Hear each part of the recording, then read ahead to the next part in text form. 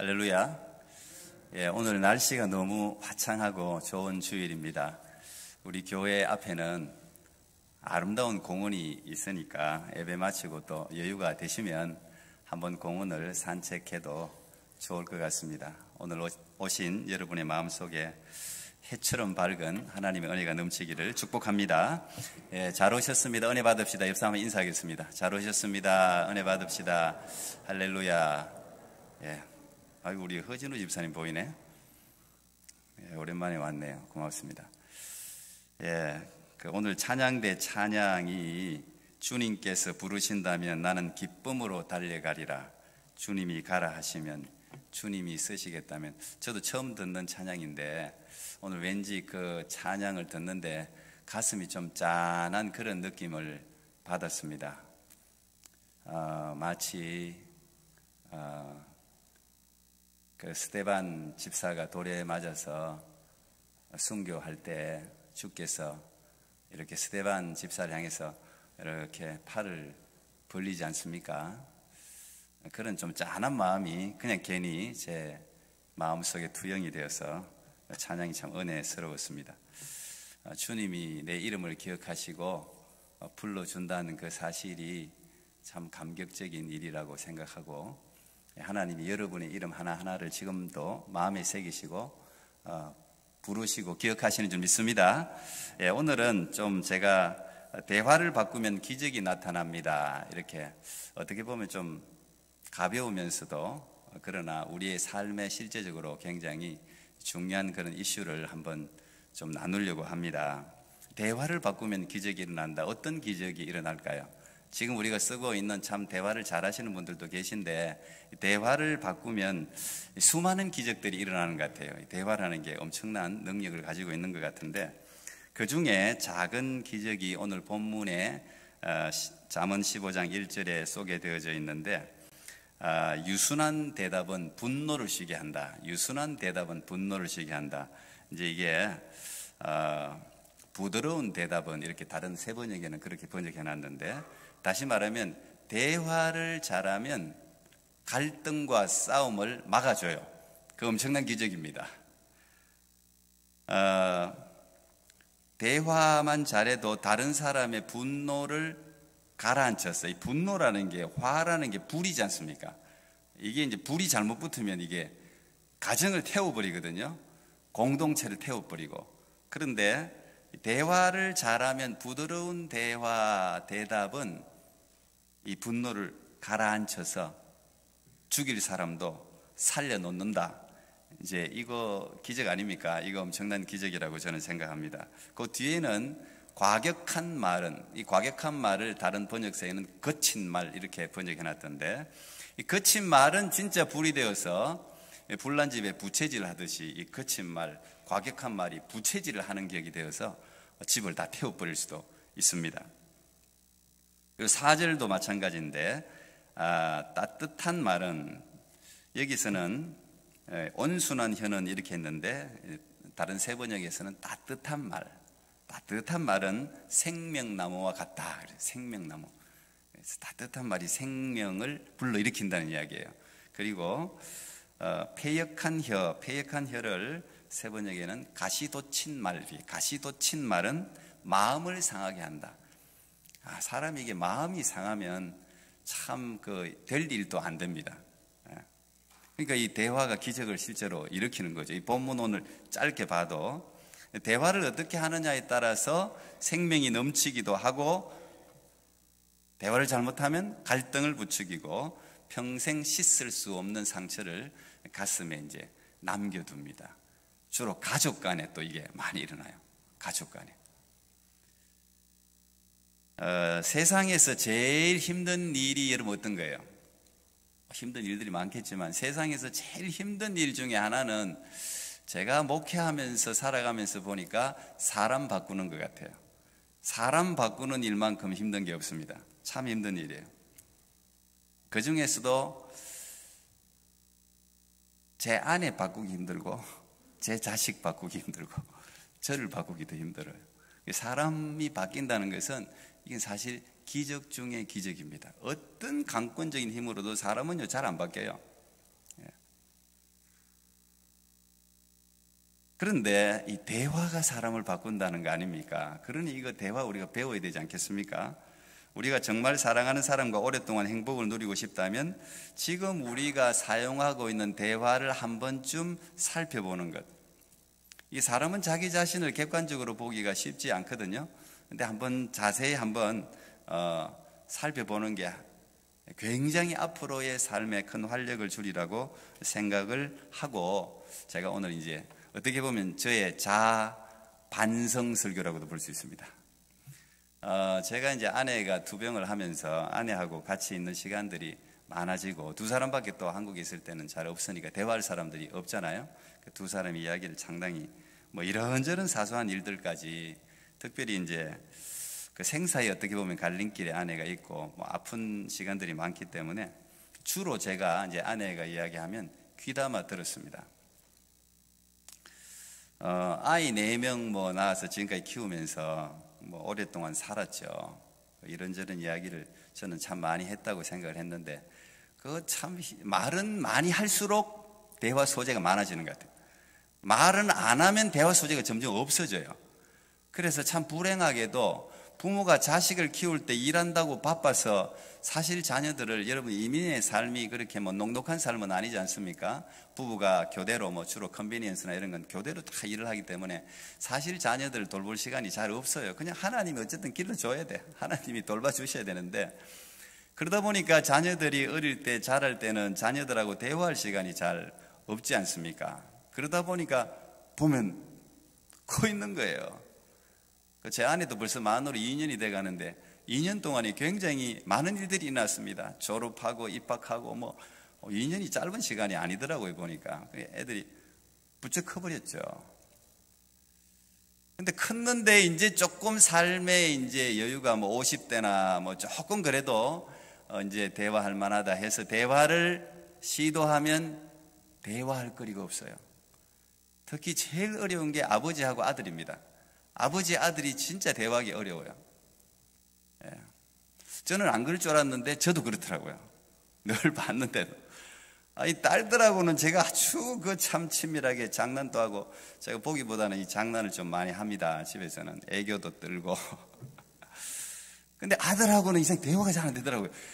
둘이 딱 일 있으면 갑자기 정적이 쫙 흘러갈 때가 있습니다.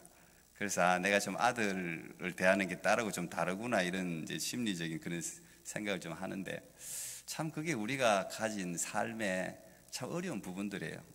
이게 대화를 자꾸 안 하다 보니까 할 말이 점점 없어요. 근데 제가 아내하고 있다가 이 참 어려운 일들도 많고, 물론 마음에 심적으로 힘든 일도 있고 뭐 잃어버린 것도 있지만 하나님이 주신 복들도 얻은 것도 참 많은 것 같아요. 그 중에 하나가 대화 같아요, 대화.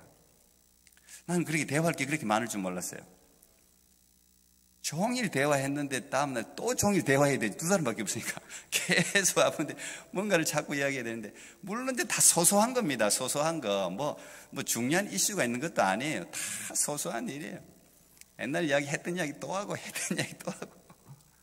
근데 아내가 최근에 저한테 하는 이야기가 자기 말을 진심으로 들어줘서 고맙다고 이야기하더라고요. 제가 평소에 그걸 들어준 것 같은데 아니었던 거 봐요.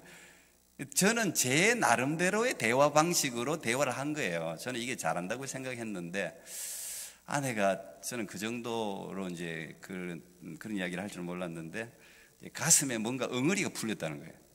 가슴에 뭔가 이 묵직한 게 뭔가 좀 뚫려진 듯한. 특히 여러분 잘 아시다시피 아주 시댁 이야기가 이게 아주 제 아내도 마찬가지입니다. 시집하고의 이게 제가 잘못한 것도 없는 것 같은데 항상 시집 이야기하면 제가 아주 죄인인 것 같이.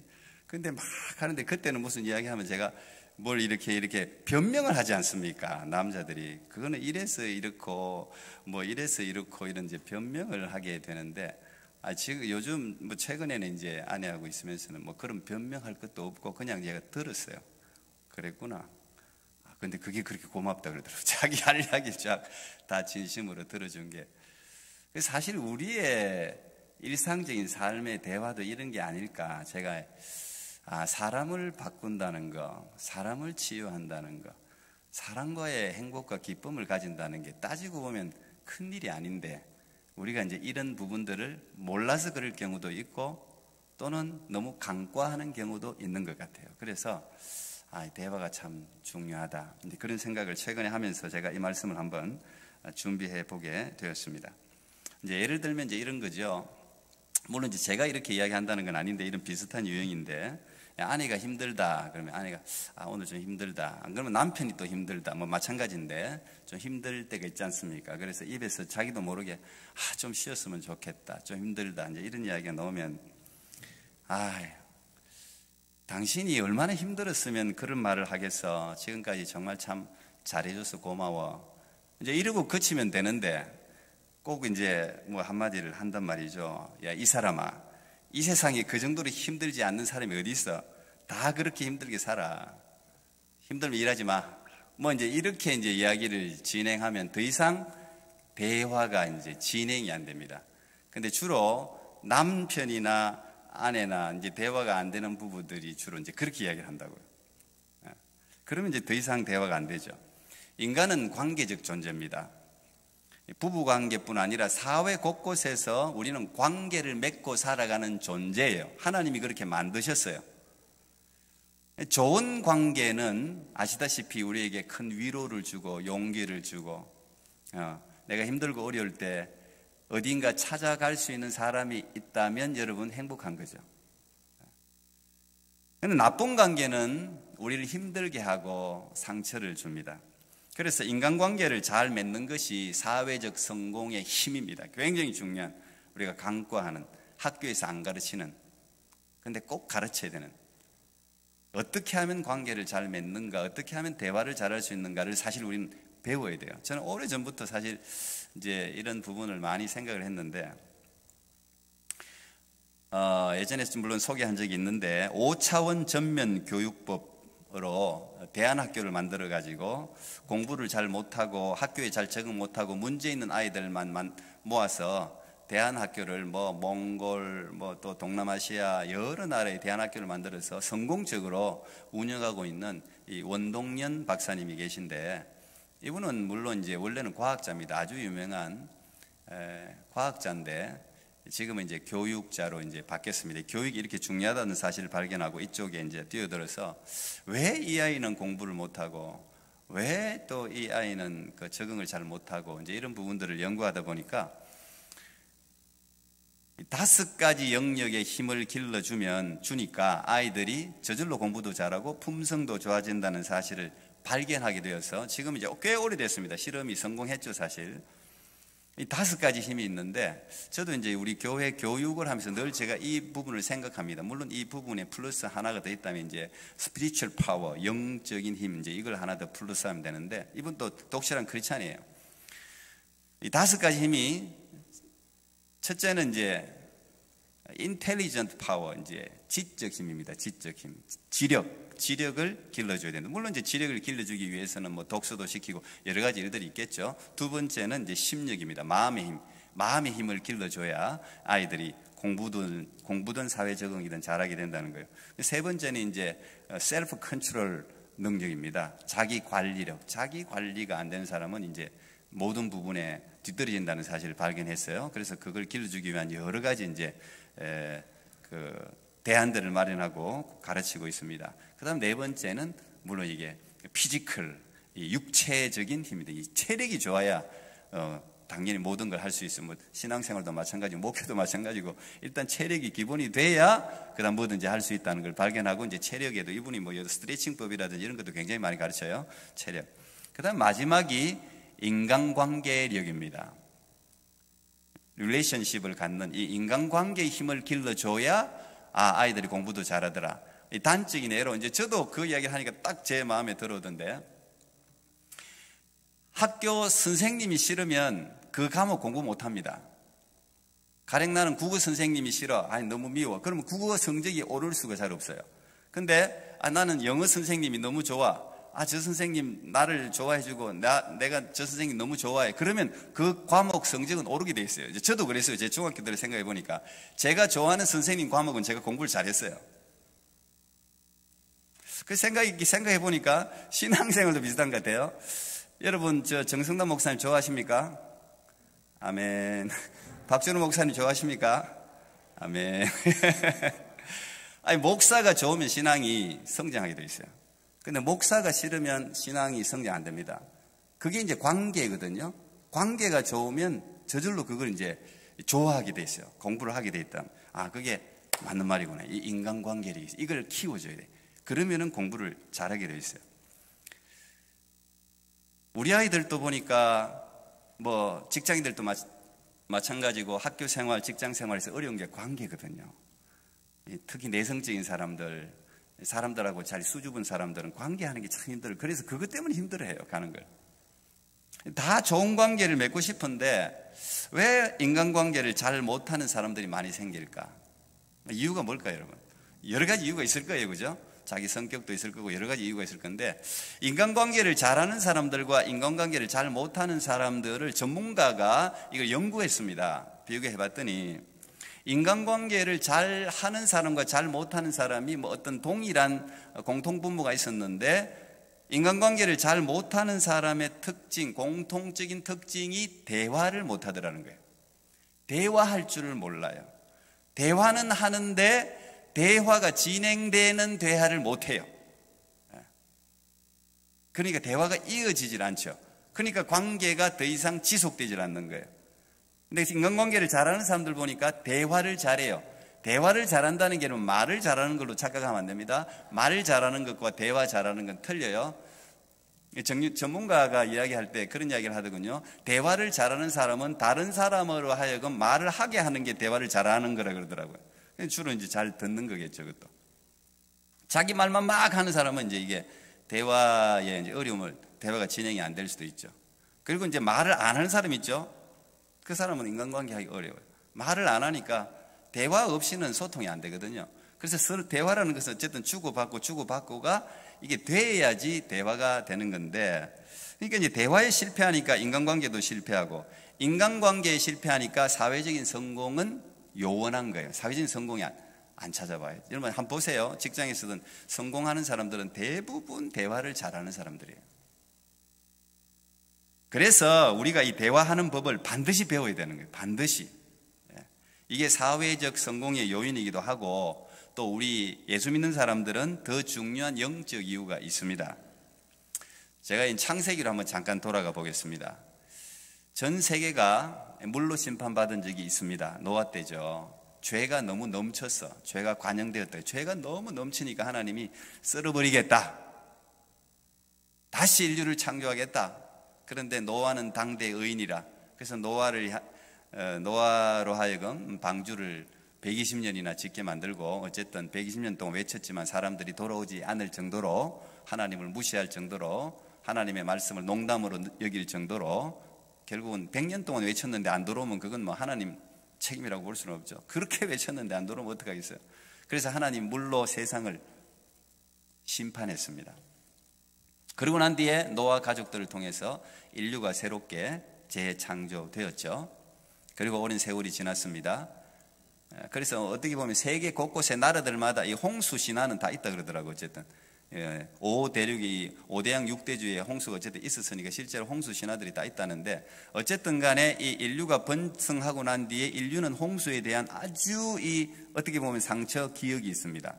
근데 하나님이 홍수 심판 후에 아주 멋진 무지개를 하늘에 걸어주셨죠. 무지개 언약이라고 부르는데, 꼭 비가 오고 해가 뜨면 무지개가 촥 이렇게 걸리는데 너무 예쁘지 않습니까? 그러면서 이 무지개는 내가 다시는 너희를 물로 심판하지 않겠다는 나의 약속이다. 이렇게 하나님 창조주가 한번 하신 말씀을 변치 않거든요. 약속을 하셨는데 이 인간들이 그 약속을 믿지 않습니다. 그리고 다시 우리가 물이 홍수가 내리더라도 이제는 절대 우리가 그냥 당하지 말자. 그래서 니무롯이라는 아주 인류 중에 걸출한 영웅이 나타나고 그 사람을 중심으로 이 바벨탑을 쌓기 시작합니다. 근데 그 당시 바벨탑 쌓은 거 보면 어마어마해요. 사실 그 당시의 기술로, 그 건축공학으로 그 정도 쌓았다는 게 대단한데, 어쨌든 그게 막 계속적으로 하늘을 향해서 하늘까지 맞닿게 높게 쌓자는 거예요. 그래서 우리 이름을 내자는 거예요. 그리고 다시는 심판받지 말자는 거예요. 이건 하나님에 대한 반항이죠. 거역입니다.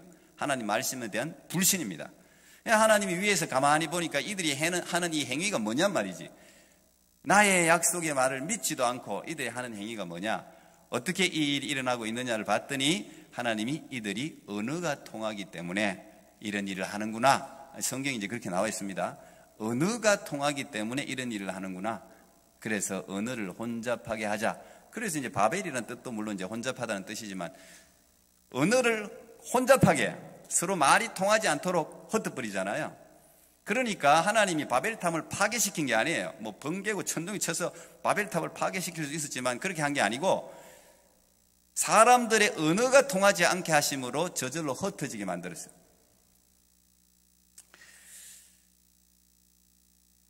저는 이 사건을 보면서 역설적으로 이야, 대화가 가지고 있는 힘이 엄청나구나 이런 생각을 했습니다. 이야, 그렇구나.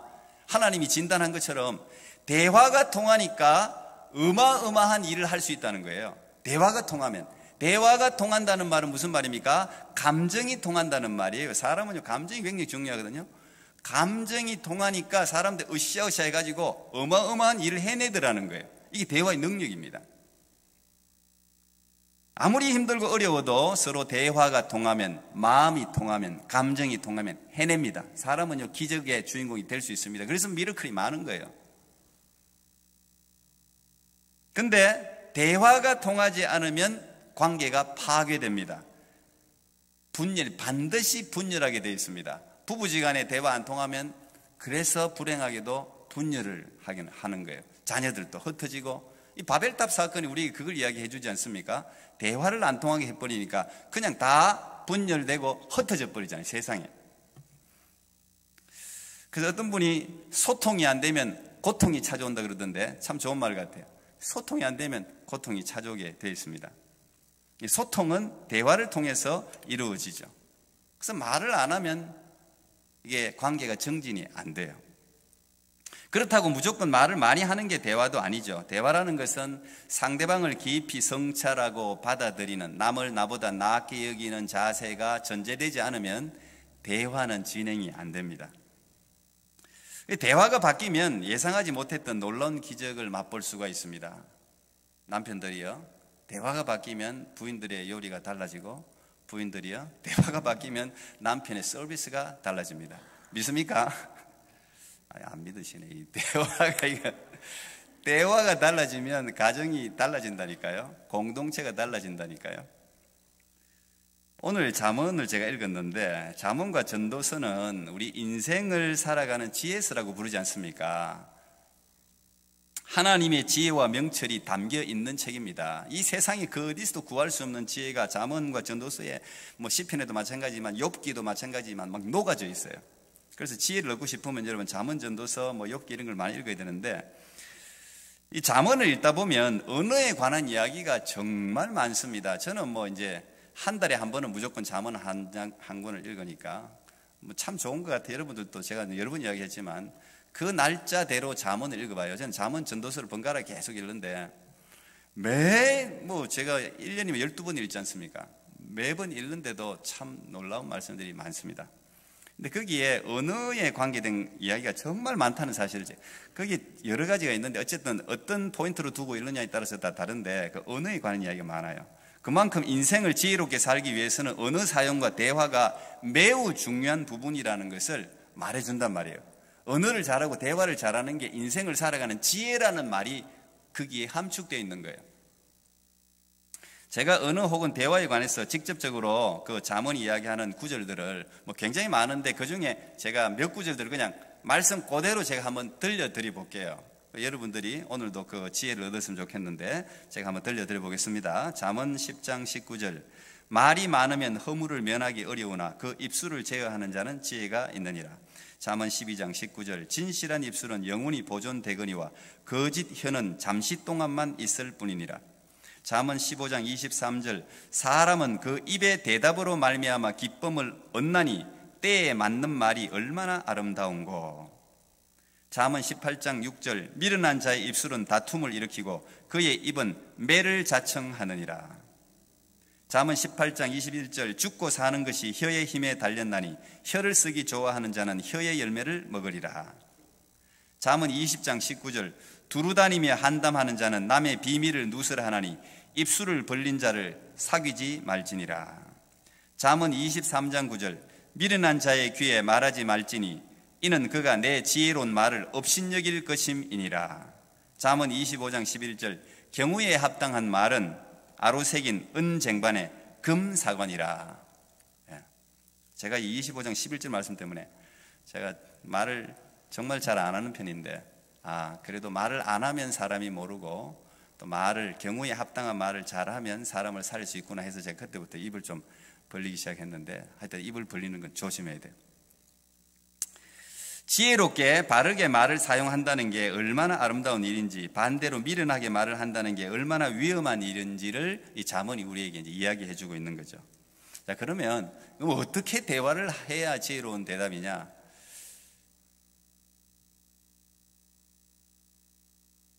저도 이제 좀 무뚝뚝한 이런 편이서 대화를 뭐 잘한다 그렇게 보기는 힘들어요.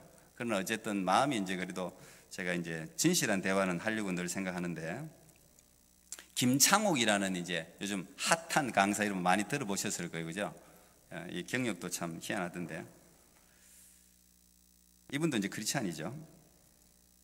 이분의 강의 중에 이제 여러분 어르신들은 이제 좀 생각해야 될, 결혼할 때 어떤 남자를 골라야 되나, 어떤 삽입가문을 골라야 되나, 어떤 며느리를 골라야 되나, 이제 이 여자를 어떤 며느리가 좋고 어떤 남자가 좋은가. 그러니까 제가 이제 어떻게 이야기하나 귀를 기울여서 들어봤더니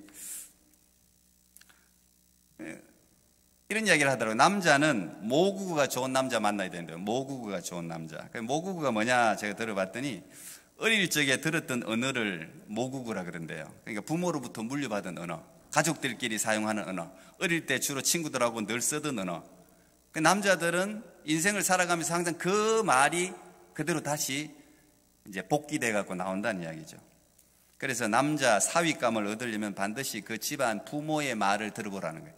그 집안의 부모가 하는 말을 아들이 그대로 물려받을 가능성이 많으니까 모국어가 좋은 남자를 만나라. 여자도 마찬가지인데 예쁜 얼굴이 아니라, 이게 청년들한테 이야기해야 되는데, 예쁜 얼굴이 아니라 예쁜 언어를 사용하는 여자를 만나면 행복해진다. 그렇게 조언하더라고요. 그럼 예쁜 언어는 어떤 언어냐 하니까 리액션이 좋은 언어가 예쁜 언어래요.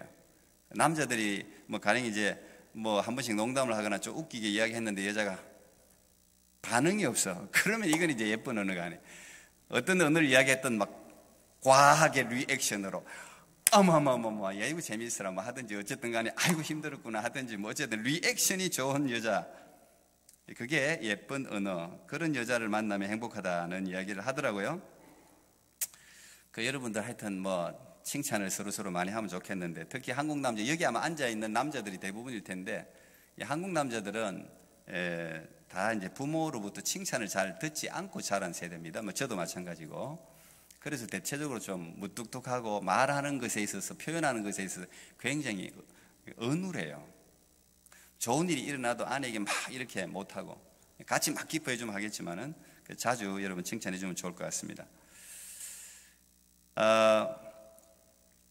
가장 간단하면서도 가장 좋은 대화의 방법, 정혜신이라는 정신과 의사, 30년 정신과 의사를 하신 분이 제가 강의하는 걸 들었는데 제 마음에 쏙 왔습니다. 너무, 그러니까 많은 이제 뭐 무슨 법 뭐 그거 다 뭐 들을 수도 없고, 근데 이분이 하는 말이 상당히 진정으로 제게 들렸는데 여러분들이 금방 실천할 수 있을 것 같아서 한 가지만 제가 말씀을 드릴게요. 잘 대화하려면 요 하나만 기억하라는 거예요. 상대방이 말을 할 때 당신의 감정은 무조건 옳다라고 공감을 하라는 거예요. 가령 극단적인 애가 이런 겁니다. 나 죽고 싶어. 나 죽고 싶어. 이제 이런 이야기 하는 분들이 있습니다. 자녀들도 있고 이제 친구들 중에서도 있을 수 있습니다. 근데 이런 분들은 잘못하면 진짜 죽을 가능성이 많아요. 입에서 이렇게 하여튼 뭐든지 말이 어쨌든 입 밖으로 한번 튀어나온 말은, 여러분들도 마찬가지고요. 입 밖으로 한번 튀어나온 말은 참 조심해야 됩니다. 이게 이제 왜냐하면 입 밖으로 튀어나오는 말은 사단이 딱 먹거든요. 우리 안에 있는 말을 귀신이 모릅니다. 여러분, 귀신이 다 안다고. 귀신이 절대 우리 안에 있는 말을 모릅니다. 그런데 입 밖으로 나오는 순간, 행동하는 순간 사단이 알죠. 근데 죽고 싶다 이렇게 이야기할 때 여러분들이라면 어떻게 이야기하실지 모르겠는데, 대부분 이제 주고 싶다, 뭐 주고 싶다 이렇게 입에 달고 있는 사람한테 너 도대체 왜 그러니? 가령 자식이라면 너 자꾸 그런 말 하면 습관된다. 죽을 용기 있으면 그 힘으로 네 하는 일이나 더 열심히 해. 뭐 가령 이제 우리가 이렇게 조언을 해줬다고 칩시다. 이제 자기는 이제 조언이라고 하는 거예요. 도대체 너 왜 그래? 왜 자꾸 쓸데없이 그런 말을 해? 그런 말 습관돼. 너 죽을 용기 있으면 더 열심히 일해. 이렇게 하면은 반응을 하면 잘못하면 그 사람이 죽을 수도 있다는 거예요. 근데 나 죽고 싶어 이렇게 할 때 이분의 이야기는 뭐 정신과 의사 30년이나 했으니까 전문가죠. 이제 이분의 이야기는 그 사람의 감정은 무조건 옳다는 거예요. 그래서 이렇게 반응하라는 거예요. 아, 그렇구나. 네가 정말 죽고 싶을 정도의 무슨 일이 있었구나.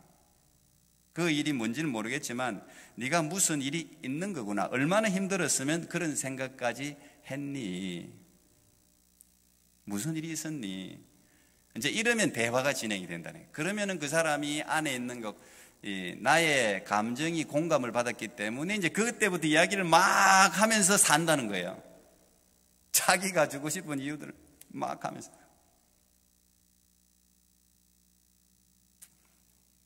저 사람 죽이고 싶어. 이제 이분이 한 예예요. 저 사람 죽이고 싶어. 그것도 똑같아요. 그러면 안 되지. 뭐 이런 반응이 아니고 그 사람의 감정을 수용하라는 거예요. 그 사람의 감정은 무조건 옳다.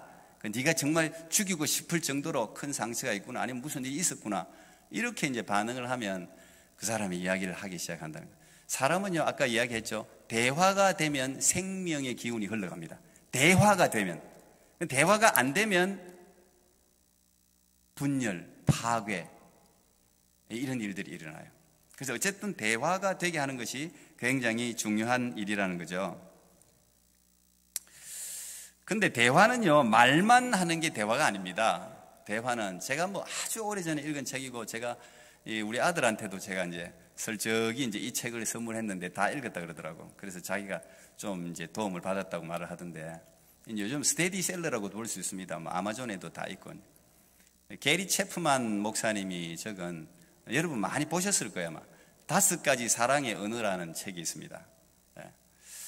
이 5가지 The Five Language죠. 그러니까 말만 랭귀지가 아니고 여러 가지가 랭귀지가 될 수 있어요. 첫 번째는 물론 말입니다. 인정하는 말, 존중하는 말, 다정한 말, 용서하는 말. 이게 이제 사랑의 소통을 이룰 수 있는 거예요. 두 번째는 함께하는 시간이에요. 저도 이제 이 책을 통해서 제가 이걸 하려고 노력을 많이 했었는데 함께하는 시간. 이게 대화입니다. 이게 이야기예요. 내가 말은 잘 못해도 말 주변은 없어도 가령 아내하고 같이 산책을 한다든지 아니면 아이들과 함께 아이들이 뭘 좀 해요. 아이들이 큰 걸 바라는 게 아니거든요. 내가 보니까 4명을 키우고 이제 조금 알았어요. 한 7명쯤 나야 알겠는데 4명 키워보니 조금 알겠어요. 뭘 게임을 한다 뭘 한다 그러면 내가 같이 해주는 걸 애들이 좋아하는 거야. 게임을 하든 스포츠를 하든 같이 해주는 거. 그게 대화예요. 그게 사랑의 언어예요. 그게 같이 있는 거. 영화를 같이 본다든지 운동을 같이 한다든지 어쨌든 애들하고 같이 숙제를 한다든지 어쨌든 같이 하는 거. 이게 사랑의 언어라는 거예요. 세 번째는 선물입니다. 이 게리 체프만은 이게 가장 쉬운 사랑의 언어라고 했는데 이 선물도 대화의 사랑의 언어예요. 내가 너를 이만큼 생각하고 있어. 이제 이런 그게 뭐 비싼 게 아니라도 작은 거라도 이렇게 표현하는 그 선물을 잘하는 분들이 있더라고요. 제가 보니까 꼭 그 선물을 잘하는 분은 비싼 선물을 하는 게 아니고 꼭 그 자기 마음을 탁 담아갖고 쪽지에라도 이렇게 적어서 주면은 그 청년들 중에도 이제 그런 청년들이 있고 내가 보니까 그거 참 은사 있는 사람들이 있어요. 제가 만약 그런 걸 받으면 그걸 보면서 그 돈으로 따지면 얼마 안 돼요. 그런데 따뜻하게 걔에 대해서 마음이 따뜻하게 다가오면서 걔와의 소통이 확 일어나면서 걔에 대한 어떤 사랑이 확 느껴지는 이제 그런 선물이 있는데 이 선물이 제일 쉬운 선물이 사실은 쉬운 사랑의 언어입니다.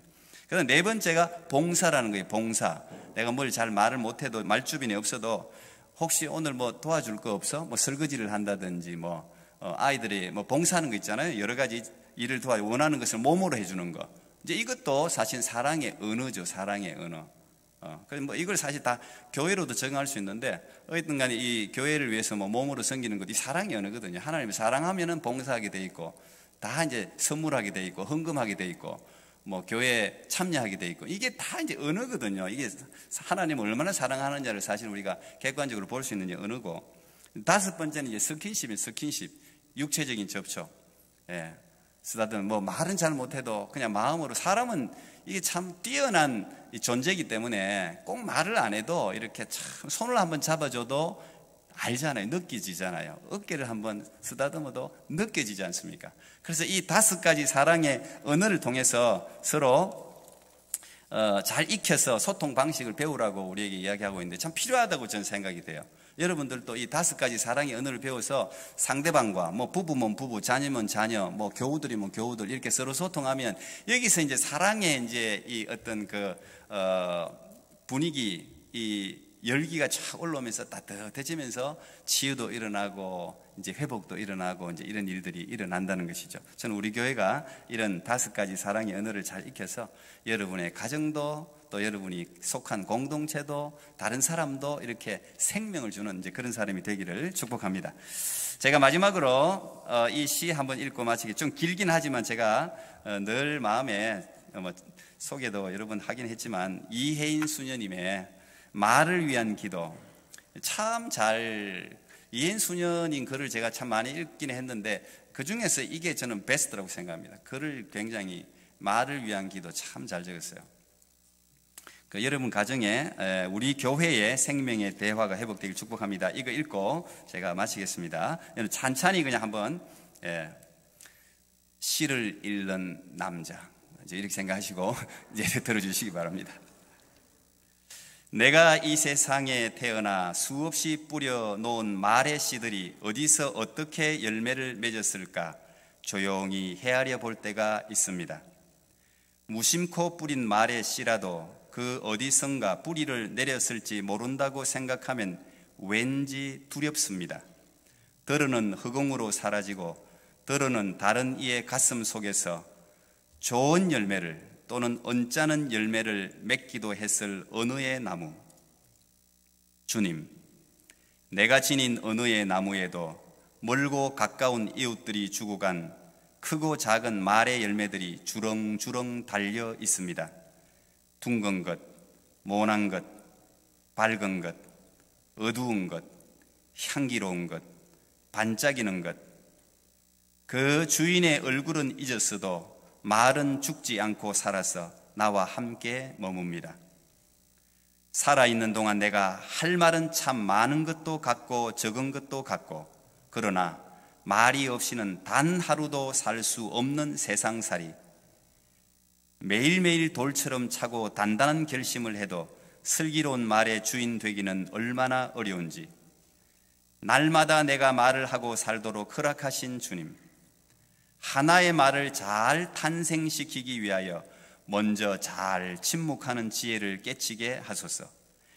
해프지 않으면서 풍부하고, 경박하지 않으면서 유쾌하고, 과장하지 않으면서 품이 있는 한마디의 말을 위해 때로는 진통 겪는 어둠의 순간을 이겨내게 하소서.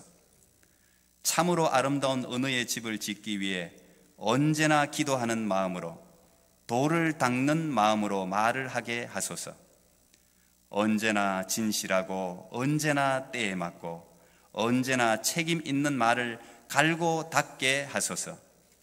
내가 이웃에게 말을 할 때에는 하찮은 농담이라도 함부로 짓거리지 않게 도와주시어 좀 더 겸허하고, 좀 더 인내롭고, 좀 더 분별 있는 사랑의 말을 하게 하소서.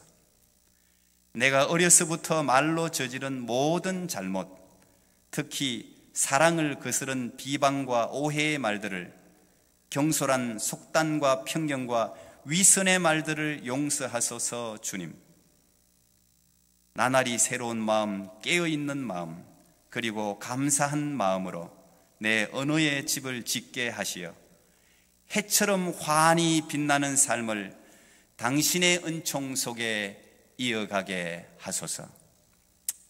아멘. 기도하겠습니다. 하나님 감사합니다. 오늘 대화를 바꾸면 기적이 일어난다는 제목으로 우리의 삶의 일상적인 대화를 한번 돌아보았습니다.